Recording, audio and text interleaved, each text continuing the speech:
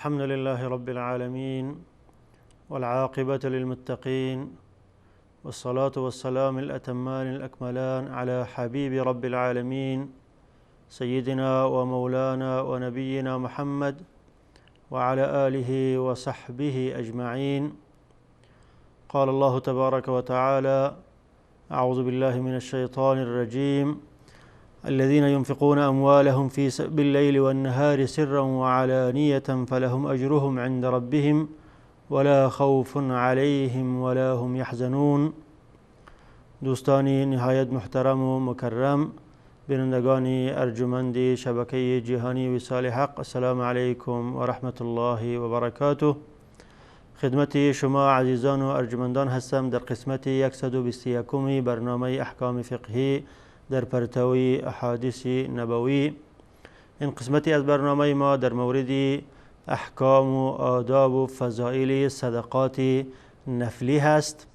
بعد از اینکه در چند قسمتی گذشته احکام و آداب و مسائل زکات فرضی را بیان کردیم و در قسمتی گذشته احکام و آداب و مسائل صدقه فطر را در روشنای احادیث گهربار رسول اکرم صلی الله علیه و سلم خدمت شما بیان کردم و ان شاء الله تعالی این قسمتی از برنامه و چند قسمتی آینده در مورد احکام و مسائل و فضائل و آداب صدقات نفلی خواهد بود. و در این قسمت در مورد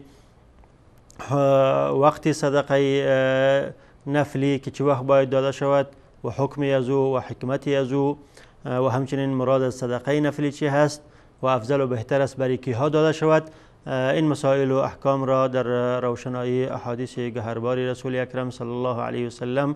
بیان خواهم کرد. در مورد صدقه تطوعی یا صدقات نفلی یا خیر و خیرات نفلی که انسان میدهد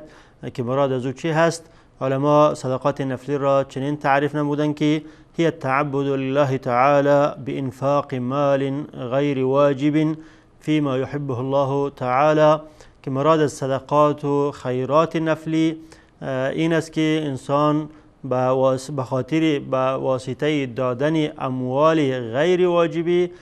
تعبد و تقرب کند به الله متعال و او اموال را در راههای مصرف کند که در آن را الله متعال خوش داشته باشد و محبوب الله متعال بوده باشد. پس صدقات نفلی اولا تعبد است، یعنی یک نوع عبادت هست و بدون وقتی که عبادت است بغیر از الله متعال به کسی دیگه صرف نمی شود. باید در او انسان مسلمان اخلاص داشته باشد و فقط برای رضای الله متعال او را بدهد. و دوم اینکه از مال غیر واجبی داده می شود، از مالهایی که بر بالای انسان دادنش واجب نیست، صدقاتی که واجب نیست بلکه صدقات نفلی است، یعنی علاوه از صدقات واجبی از زکات واجبی می باشد. و سوم اینکه در راهی داده می شود که او راه را الله متعال پسندیده و محبوب الله متعال است که به فقرا و مساکین و مستمدان و به اقارب و به خویشاوندان و به همسایگان و به کسایی که در حوادث متضرر شدن یا کسایی که مستمد و ضعیف و بیچاره هستند به آنها داده می شود. و حکمت از مشروعیت این نوع صدقات نفلی این است: اول اینکه به خاطر ترحم به ضعفا و مستمدان و بیچارگان و مساکین، و دوم به خاطر مواسات و تسلیت فقرا که یک نوع تسلیت و مواسات است برای فقرا و برای مستمدین، و سوم از حکمتش این است که به خاطر کسب کردن اجر و ثواب اخروی که با واسطه از انسان مسلمان رضای الله متعال و ثواب و اجر و پاداش اخروی را کسب میکند. و چهارم هم به خاطر پاک کردن نفس از عادات بد مثل بخل و مثل دوست داشتن مال و مثل شح، اینها که این عادات است که در قلب انسان می باشد و انسان با دوست داشتن مال به بخل جبلت می داشته باشد و توسط دادن صدقات نفلی این عادات بد از انسان دور می شود و قلب انسان از این عادت های بد پاک می شود. و پنجم هم به خاطر اینکه انسان خود را با اخلاق نیکو مزین کند، اخلاق بذل و عطا و احسان و اخلاق محبت و مودت به فقرا و مساکین. این اخلاق نیکویی است که شریعت اسلامی ما را به او دعوت کرده و با دادن صدقات نفلی انسان میتواند که خود را با این اخلاق مزین و آراسته کند. و حکمی از او همچنانه که از تعریف معلوم است واجب نیست بلکه تطوع نفل است و وقتش هم وقتی خاصی ندارد. انسان مسلمان در هر وقت از ساعتی از ساعتهای شب و روز این صدقه را برای محتاجین و برای فقرا و برای مساکین بدهد و در قبول درگاه الله متعال میگردد. همچنانه که در آیات قبلا خدمتتان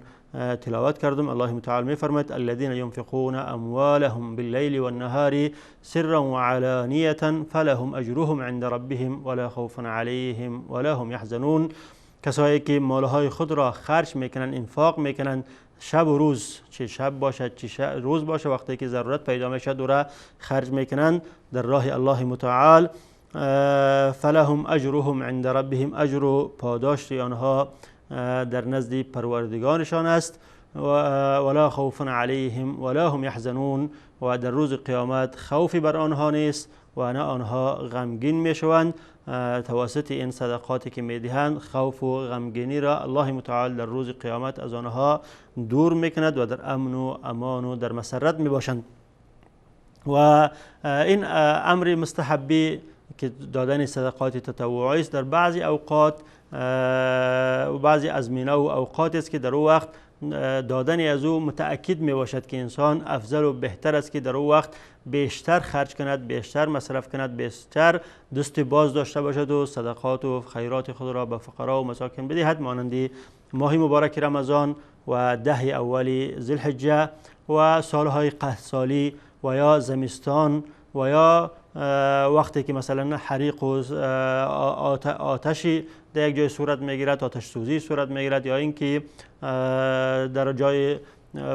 زلزله و این چیزها صورت میگیرد و مردم حالتهای اضطراری پیدا میکنند و ضرورت به کمک میکنند، در اون وقت بیشتر مستحب است یا مستحب بودن این نوع صدقات متأکد می شود بر بالای انسان مسلمان که دست باز داشته باشد در این حالت و فقرا و مستمدین و کسایی که متضرر شدن از صدقات خود محروم نکند. خداوند متعال چنین کسها را مدح و ثنا کرده می فرماید که فلاقتحم العقبه و ما ادراک ما العقبه فک رقبه او اطعام فی یوم ذی مسغبه. این انسان تا هنوز از عقبه تیر نشده، از گردنه سخت تیر نشده و این عقبه و گردنه دشوار چی هست؟ این است که فک رقبه، که انسان غلامها را آزاد کنه، بندی ها را آزاد کنه، پول خود را در این را مصرف کند، او اطعام فی یوم ذی مسغبه، یا فقیرا و مسکین ها را در روزهای گشنگی طعام بدهد، روزهایی که گشنگی می آید، روزهایی که اضطراری و حالتهای سختی بر بالای مسلمان ها می آید، در این روز طعام بدهد. وقتی که این کار را کرد او از عقبه و از گردنه سخت در او صورت او تجاوز میکند و میگذرد. و همچنین در حدیث متفق علیه است از حضرت ابن عباس رضی الله عنه که ایشان فرمودند کان رسول الله صلی الله علیه و سلم اجود الناس و کان اجود ما یکون فی رمضان حين يلقاه جبريل وكان يلقاه في كل ليلة من رمضان فيدارسه القرآن فلرسول الله صلى الله عليه وسلم أجود بالخير من الريح المرسلة. حضرت عبدالله ابن عباس ابن عم النبی صلی الله علیه و سلم میفرمایند که رسول اکرم صلی الله علیه و سلم سخاوتمندترین انسان بودند، کسی بودند که از او که دیگه انسان سخاوتمندی نبود در روی زمین از رسول اکرم صلی الله علیه و سلم را از رسول اکرم صلی الله علیه و سلم کرده انسان کریم و با سخاوت کسی نبود. لیکن سخاوت ایشان در ماه مبارک رمضان وقتی که جبرائیل علیه السلام می آمد و با آنها می نشست و قرآن کریم را مراجعه می کرد، سخاوت آنها بیشتر می شد. در ماه مبارک رمضان بیشتر سخاوت می داشتند. و حضرت جبرائیل میفرماید که حضرت عبدالله بن عباس میفرماید که حضرت جبرائیل در ماه مبارک رمضان در هر شب با رسول اکرم صلی الله علیه و سلم می نشست و قرآن را مدارسه و مراجعه میکردند، قرآن کریم را. و وقتی که این چه صورت می گرفت رسول اکرم صلی الله علیه و سلم سخاوتش بیشتر می بود از بادی که به خیر روان می باشد، بادی که بر انسان ها خیر را می دهد، از او باد کرده رسول اکرم صلی الله علیه و سلم بیشتر سخاوتمند می بودند در ماه مبارک رمضان. و همچنین گفتیم که از ایام مفضله که در او وقت صدقات بیشتر فضیلت و برتری دارد 10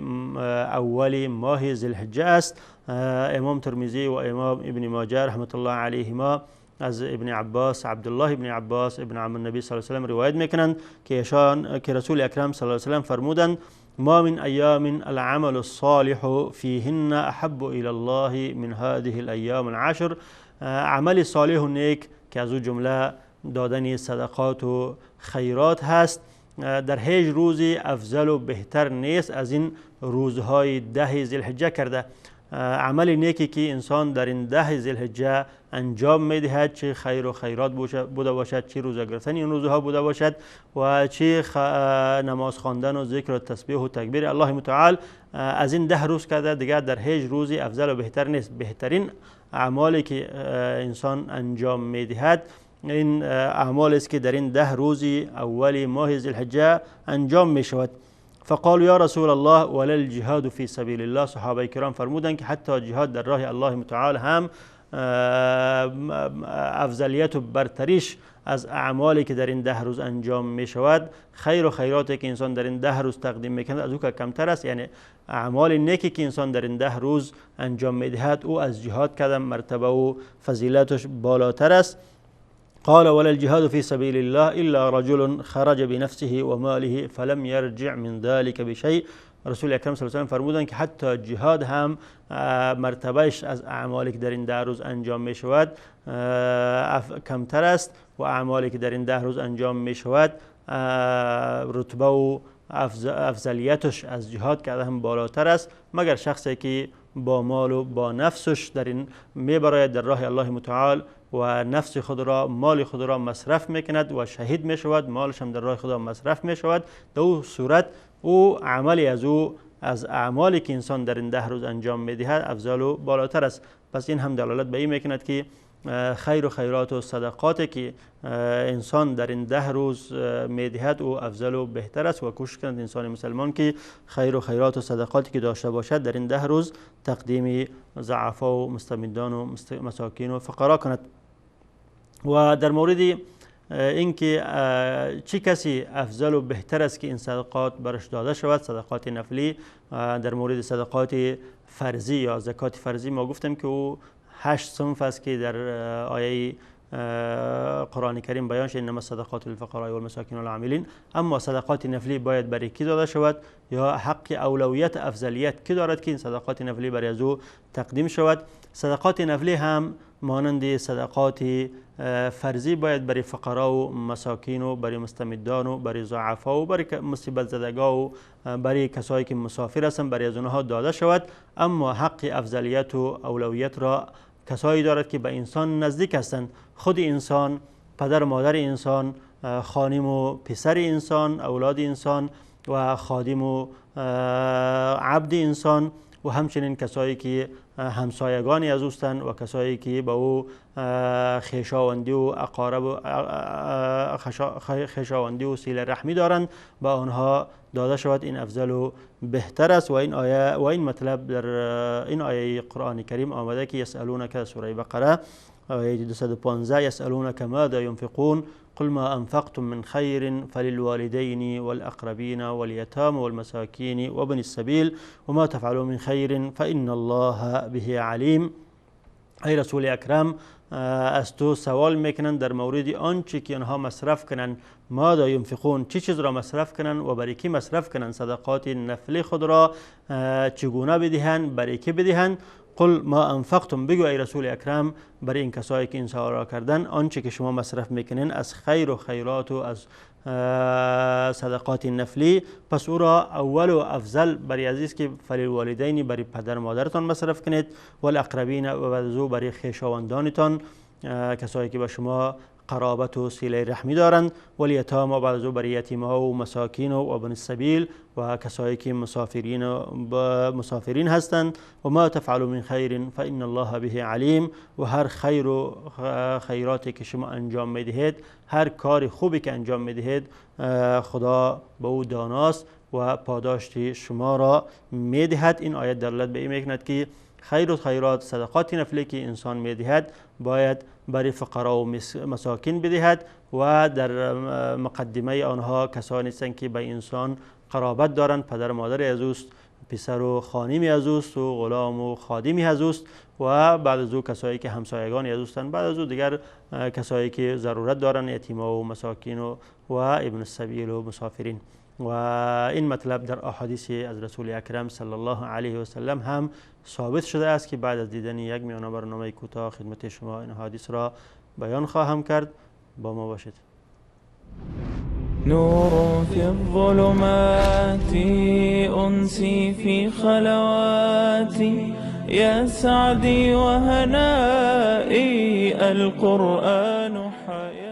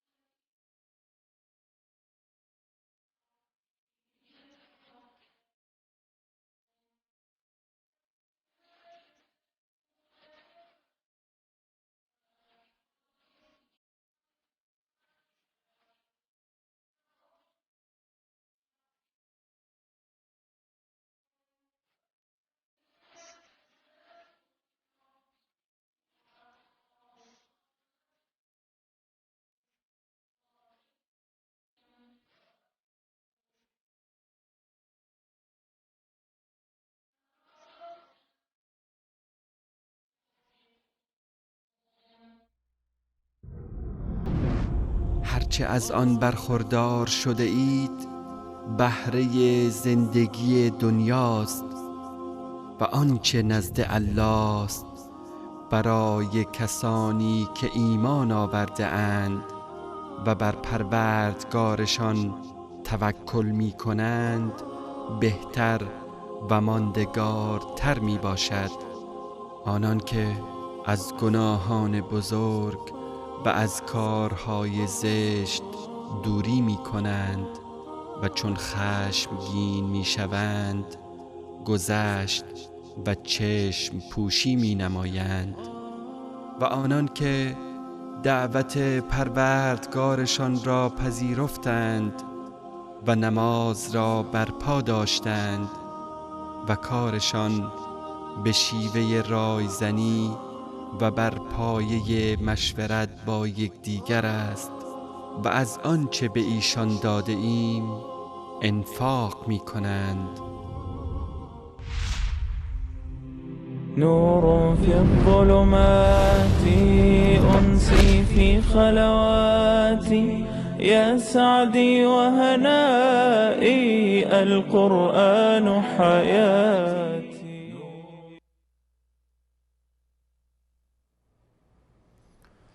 بسم الله الرحمن الرحیم.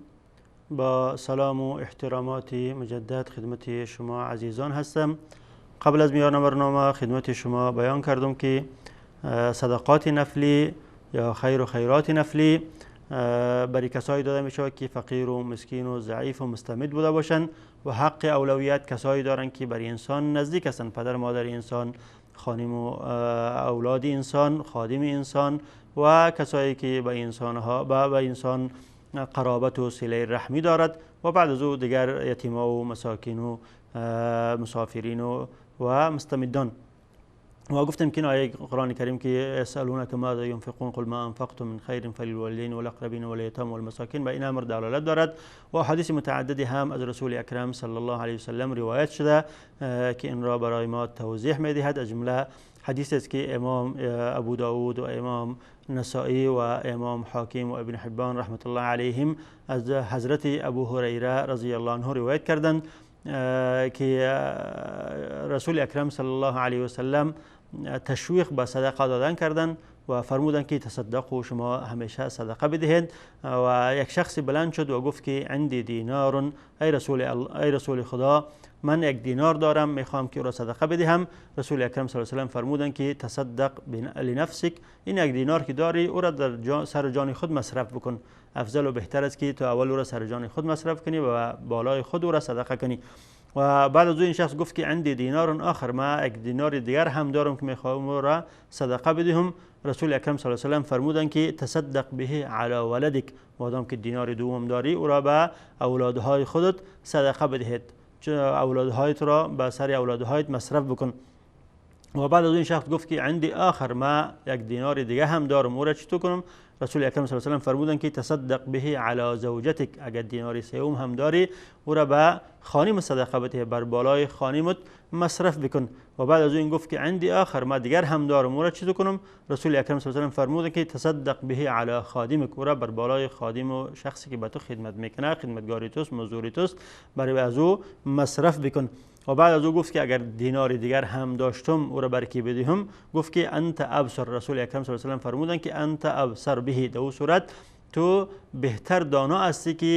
که در اطراف تو ضعیف و مسکین و مستمید و فقیر است، برای از او بده. پس انسان اولا باید بر بالای خود مصرف کنه و بعد از او بر بالای خانم و اولاد و بعد از او بر بالای کسایی که به او قرابت و نزدیکی دارن و کسایی که در خدمتی از او هستند و بعد از او از اونها که اضافگی شد با کسایی که همسایه از اوستند و کسایی که دورتر از او فقیر و مسکین و یتیم و مستمد و مسافر هستند، برای از اونها مصرف کند. و همچنین امام بخاری رحمت الله علیه از حضرت ابو سعید خدری رضی الله عنه روایت میکند که حضرت ابو سعید خدری رضی الله عنه فرمودند جاءت زینب امرأة ابن مسعود فقالت، زینب که خانم حضرت عبدالله ابن مسعود رضی الله عنه بود نزد رسول اکرم صلی الله علیه و سلم آمد و گفت یا رسول الله انك امرت اليوم بالصدقه وكان عندي حلي لي فاردت ان اتصدق به. تو ای رسول اکرم صلی الله علیه و سلم امروز ما را به صدقه دادن تشویق کردی و ما یک زیوری داشتم، میخواستم که این زیور را در راه الله متعال مصرف کنم و صدقه بدهم. فزعم ابن مسعود انه وولده احق من ان اتصدق به علیهم. ابن مسعود که شوهر ما است گمان برده است، برای من چنین گفته است که او و اولادش بهترین کسانی هستند که ما این صدقه را برای او بدهم. یعنی میخواستم که ما زیور خود را در راه الله متعال مصرف کنم و ابن مسعود شوهرم برای ما گفت که بهترین کسی که تو برای او مصرف میکنی ما و اولادایم هستم، تو امیر برای ما و اولادایم بده که ما او را خرج و مصرف کنیم. فقال النبی صلی الله علیه و سلم صدق ابن مسعود. رسول اکرم صلی الله علیه و سلم در جواب زینب خانم ابن مسعود فرمودند که آنچه که ابن مسعود برای تو گفته راست گفته و قول از او صادق است. بهترین کسی که تو برای از او مصرف میکنی اگر داری شوهر و اولادهایت است. زوجك و ولدك احق من تصدقت به علیهم. شوهرت و اولادهایت با آنچه که تو مصرف میکنی صدقه میدهی مستحق تر هستن، اولادتر هستن از دیگران. وقتی که از اینها اضافگی شد باز میتونی تو به دیگرها مصرف کنی. پس این هم دلالت بر این میکند که این حدیث و هم دلالت بر این میکند که حق اولویت در صدقات نفلی کسایی دارن که برای انسان نزدیک هستند. البته این در مورد صدقات نفلی است، اما صدقه فرضی قبلا هم ما گفتیم که هر کسی که نفقه از او بر بالای تو واجب هست صدقه فرضی دادن برای از او درست نیست. بر بالای انسانی مسلمان نفقه خانمش، نفقه پدر مادرش، نفقه اولاد و نواسیش واجب هست، لذا دادن صدقه زکات فرضی بر اینها حرام و ناجایز است. اما صدقه نفلی افضل و بهتر است که از اینها شروع شود، بر اینها داده شود و بعد از او از اینها اضافه کرد به دیگران داده شود. اما خانم اگر مال داشته باشد، چون نفقه شوهر بر بالای خانم فرض واجب نیست، در او صورت میتونه که خانم زکات فرضی، حتی زکات فرضی خود را هم برای شوهر بدهد، چون نفقه شوهر بر بالای خانم واجب نیست، اما نفقه خانم بر بالای شوهر واجب است. لذا شوهر نمیتونه که زکات فرضی خود را برای خانم بدهد، اما خانم میتونه که حتی زکات فرضی خود را هم برای شوهر خود بدهد. و در مورد اینکه صدقات نفلی چه نوع باید بوده باشد، اولا افضل و بهترین صدقه که انسان تقدیم میکند صدقه مال است که از مال خود صدقه بدهد و آیات و احادیث متعددی این امر را تأکید میکند برمان که الله متعال در آیات متعددی به دادن صدقه از مال تشویق کردن. الذين ينفقون اموالهم في سبيل الله الذين ينفقون اموالهم ابتغاء مرضات الله. آیات متعددی آمده که به دادن صدقات و خیرات از مال الله متعال تشویق کردن که شما از مالهای خود همیشه صدقات و خیرات بدهین. و همچنین احادیث متعددی از رسول اکرم صلی الله علیه و سلم آمده که به دادن صدقه از مال تشویق کردن، ترغیب کردن که شما از مالهایتان علاوه بر آنچه که بر بالای شما فرض است اگر به نصاب برسد علاوه بر او باید صدقات نفلی هم بدهید. اتقوا النار ولو بشق تمره، که اگر شما یک پارچه از خرما را هم پیدا میکنید خود را از آتش جهنم با دادن از اون نجات بدهید و او را در راه الله متعال مصرف کنید. علاوه بر این صدقات از مال که انسان از مال خود باید صدقه بدهد، چیزهای دیگری هم است که در احادیث رسول اکرم صلی الله علیه و سلم آن را صدقه نامیدند و او هم صدقه گفته می شود و اجر و ثواب صدقات نفلی را دارد. از جمله رسول اکرم صلی الله علیه و سلم در حدیثی همه کارهای نیک را صدقه نامیدند. هر انسان هر کار نیکی که میکند او صدقه گفته می شود و اجر و پاداش صدقه نفلی را الله متعال برای از او میدهد. امام مسلم رحمت الله علیه از حضرت حذیفه رضی الله عنه روایت میکند که حضرت حذیفه ابن یمان رضی الله عنه فرمودند قال نبیکم صلی الله علیه و سلم، پیامبر شما رسول اکرم صلی الله علیه و سلم چنین فرمودند کل معروف صدقه. انسان هر کاری نیکی که میکند، هر معروف و هر کار خوب و نیکی که تقدیم میکند او صدقه هست. سخنی نیک میگوید، لبخندی برای برادر خود میزند، یک مساعده و یک کمکی برای برادر خود مسلمان خود میکند و یک امر بالمعروف میکند، نهی از منکر میکند، یک از راه مسلمان ها یک چیزی را دور میکند. هر کاری نیکی که میکند او صدقه گفته میشود و در میزان حسنات از او الله متعال او را صدقه و خیرات حساب میکند و اجر و پاداش از او را برش میدهد. و همچنین در احادیث رسول اکرم صلی الله علیه و سلم تسبیح و تحمید و تکبیر الله متعال را صدقه نامیدند که انسان وقتی سبحان الله میگوید، الحمدلله میگوید، الله اکبر میگوید، لا اله الا الله میگوید، این همه صدقه هست و در روز قیامت اجر و پاداش صدقه را الله متعال برای از او میدهد.